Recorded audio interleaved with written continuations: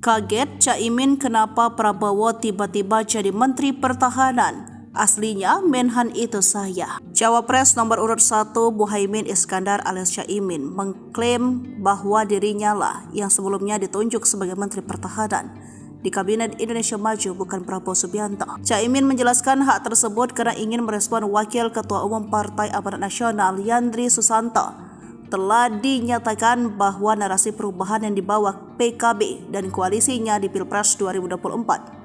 Padahal PKB dan Nasdem masih ada di dalam pemerintahan. Lebih lanjut, Caimin menuturkan kalau PAN merupakan partai yang tidak mendukung Presiden RI Joko Widodo pada Pilpres 2014 dan 2019. Dia membandingkan dengan PKB yang mendukung Jokowi. PAN ini 2 kali pemilu dukung Prabowo, mau 3 kali gagal lagi, dia ini 2014 dukung Prabowo, 2019 dukung Prabowo, saya 2014 dukung Jokowi, 2019 dukung Jokowi.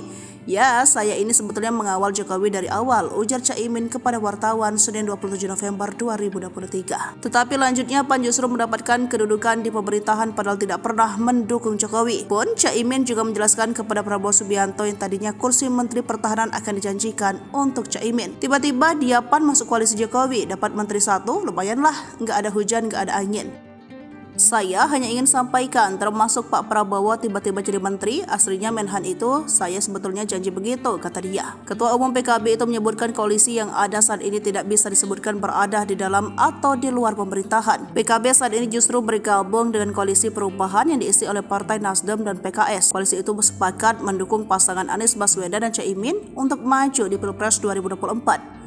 Pasangan Anies Caimin telah menyandang nomor urut 1 di Pilpres 2024.